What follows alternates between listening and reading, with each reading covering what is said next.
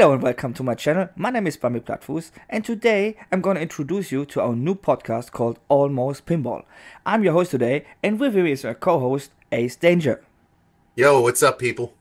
So, as many of you know, we already started talking about doing a podcast in the Visual Pinball Junkies Group on Facebook for a long time. And I was sitting here with my friend Ace, drinking some couple of beers and said, let's go do it. So Ace, I have the first question now, because the people don't know you. How did you come up with your name, Ace Danger? Well, I didn't come up with it. I just was a fucking troublemaker in high school and didn't follow the rules.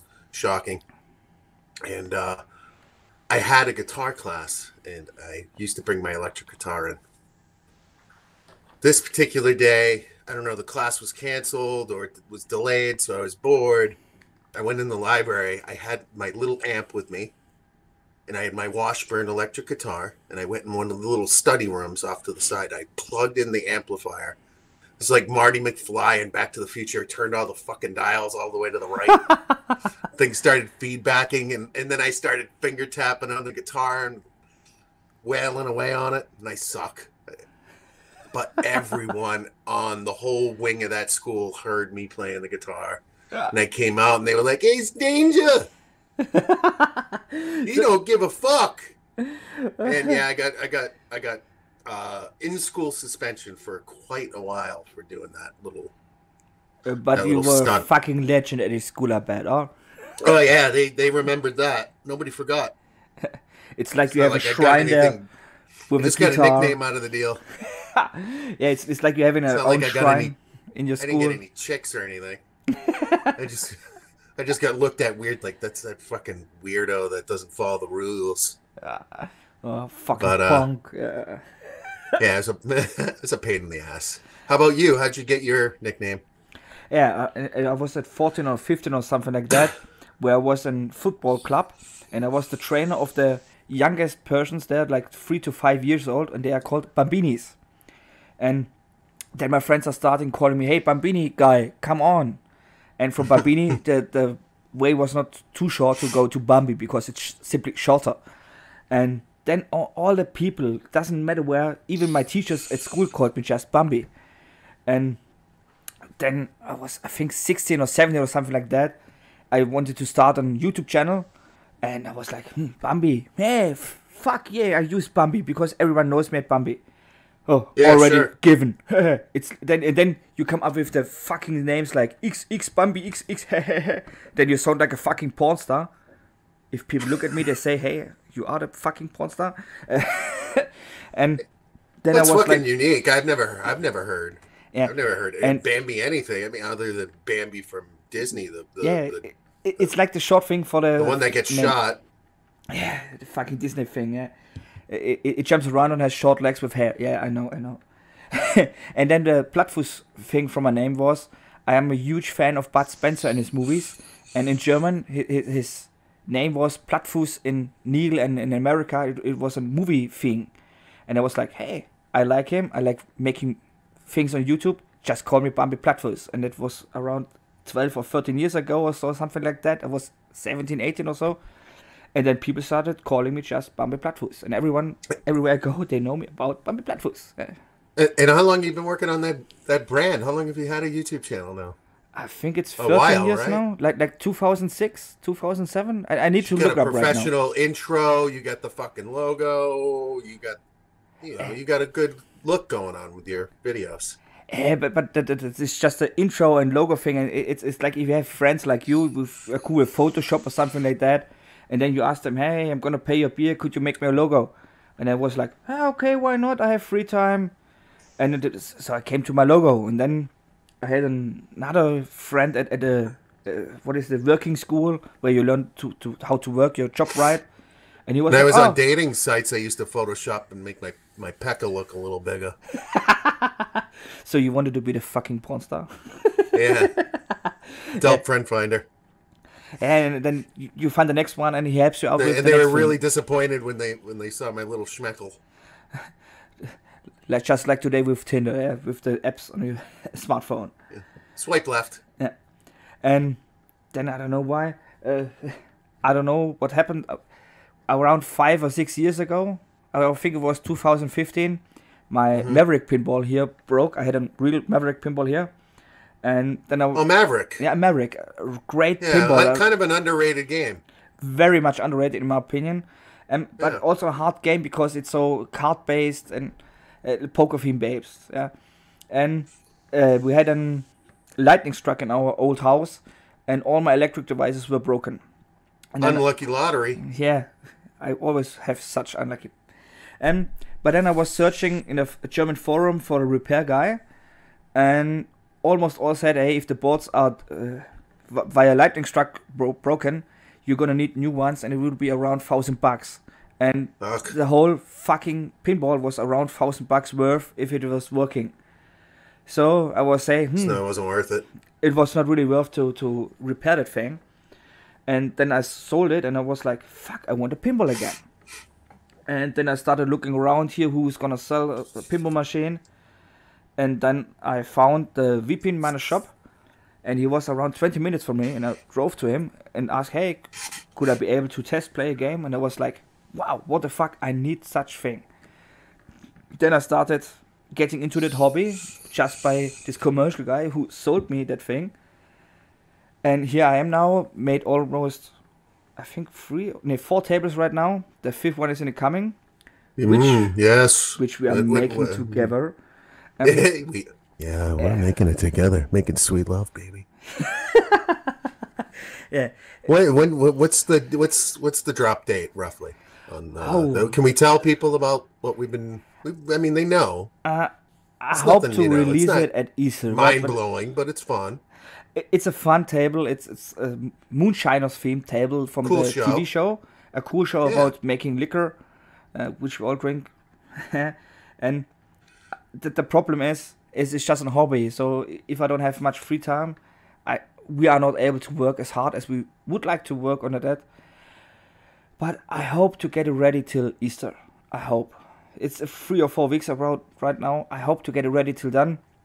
But the biggest problem is when my little kid here is bragging, hey, bad, dad, and I want your time. I don't have time to work on that thing. So how's about you? How did you come into the pinball life?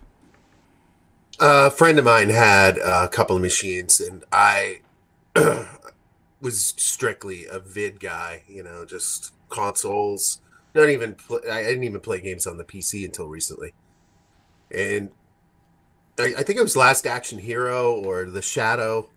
I was like, holy fuck, I had no idea. I used to walk by these games in the bowling alley that we had in town, and I was like, yeah, whatever, I want to play Teenage Mutant Ninja Turtles or X-Men or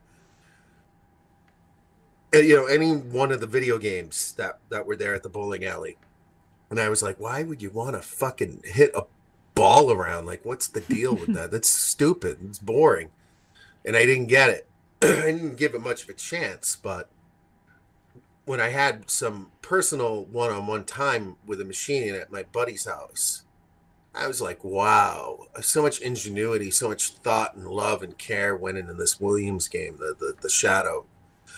And Data East, when I played that Last Action Hero, I was like, cool, that all these things, the machine shaking, the lights, the experience, and I fell in love with it. I felt like it was more engaging than a video game. It was kind of like, and the more I played, the more I fell in love with it. The more I realized it was kind of like a game that kind of forces you to put your mind in this sort of zen-like state where it feels like sometimes you're moving the ball with your mind.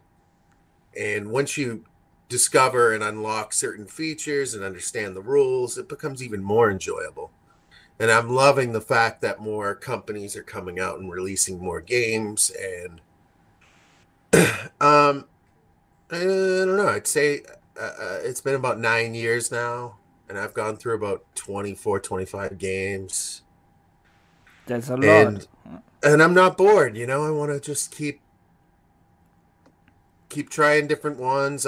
Because of COVID, we haven't been able to go to any shows, which kind of sucks. A lot of the fucking arcades around here have closed.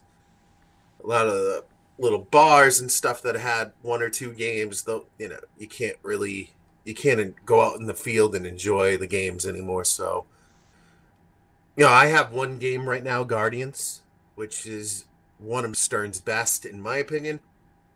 And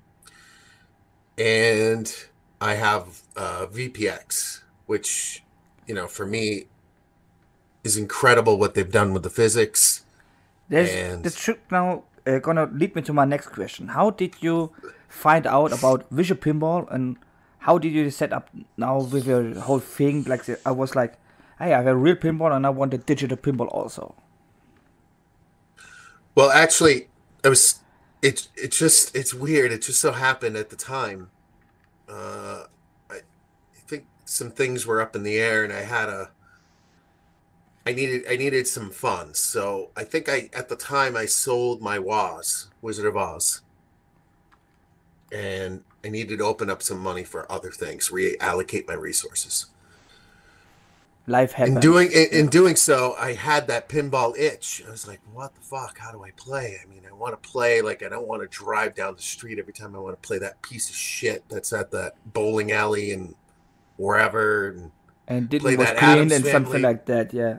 Play that beat the shit Addams Family where the upper right flipper didn't even work. And I was like, how do I get something that kind of comes really close to scratching that itch? And I was looking around and, you know, went to YouTube, and then I stumbled upon some groups on the Facebook, and that was when I found Visual Pinball Junkies, and then I started reading through the FAQ and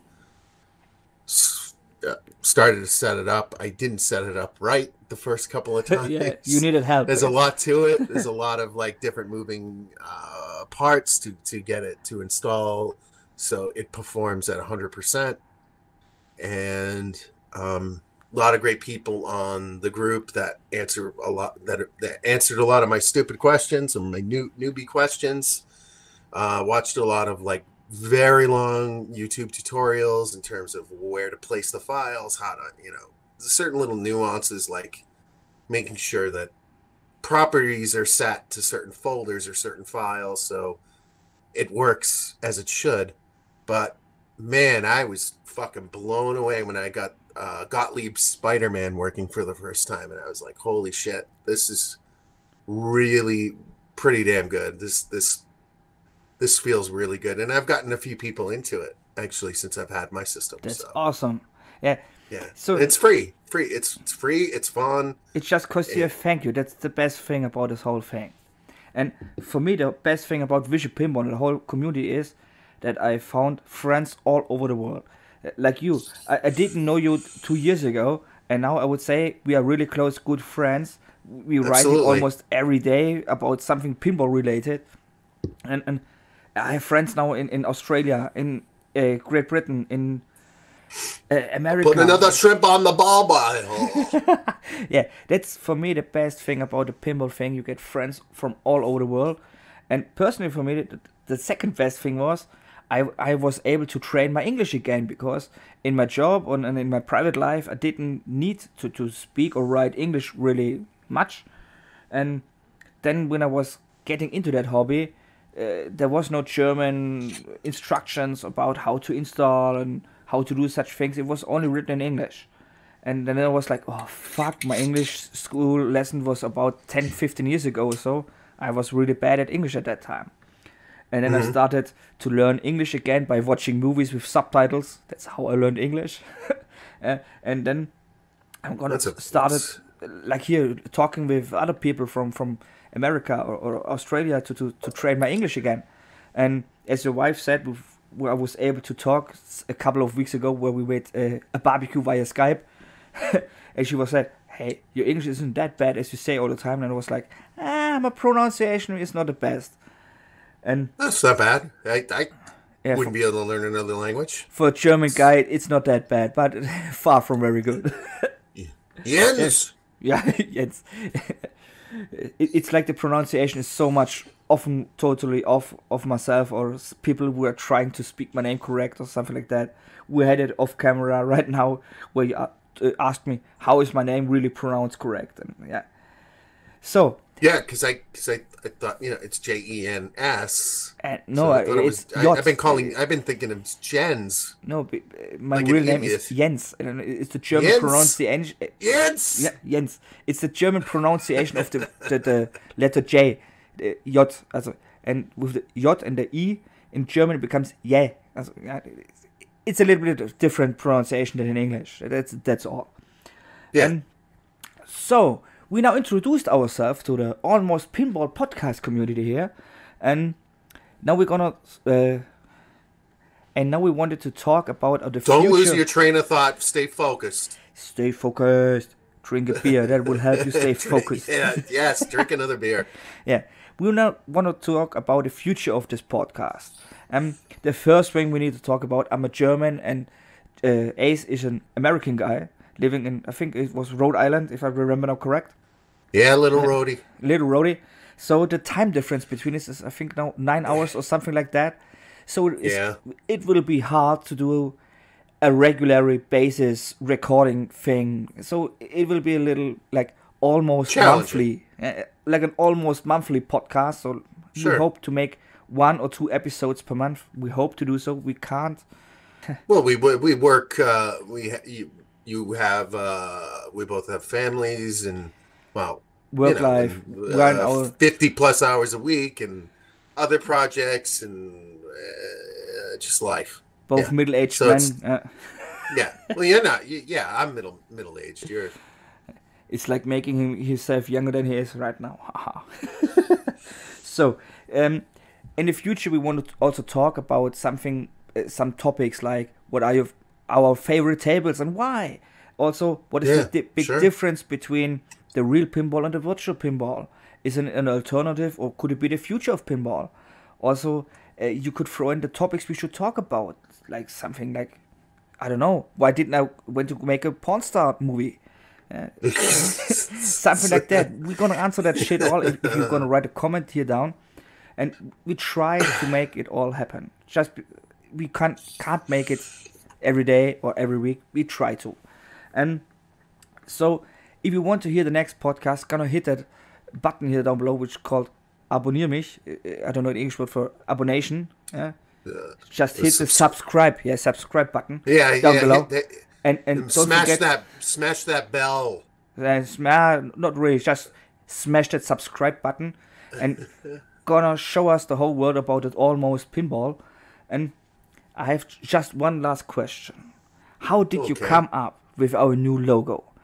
Because the first thing I got when I uploaded this to my Facebook page was, I remember this thing on your logo from a different thing. And the word fucking porn star is also involved. If you know what I mean. How did you come up with that logo? How did I come up with the logo? Well, it was really just about marrying, stuff that has to do with podcasting with pinball. So I morphed the microphone iconography with the pinball iconography. It was, once I landed on it, was fairly simple. I don't know, nothing crazy. And it was like it hit the lightning struck when you were shitting, like I need a microphone in and flipper. Yeah, simple. Keep it simple. Very simple symbol for what it was that we were doing. So you could see it right up, but it kind of looks a little like a cock. Yeah, but it's okay. Nothing wrong with cocks. And my answer to the guy was, why not? It's almost pinball. Yeah. And you don't know how much we discussed about the name of that podcast. It was like, do we make almost pinball? And we had so many other names which were all cool, but not the perfect podcast name for us. And then he always said, it would be a cool name for a real pinball, just straightly real pinball podcast. But we want to focus more on the digital side and the difference between real and digital. So we came up with the almost pinball, which we thought digital is just almost real pinball and the best thing of both worlds. So I would say now this is the end for the first episode, the introduction episode, so you all know who we are. My name is Bambi Plattfuss. Today was with me Ace Danger. Thank you. So we hope to see you soon in the next episode. Bye. See you later.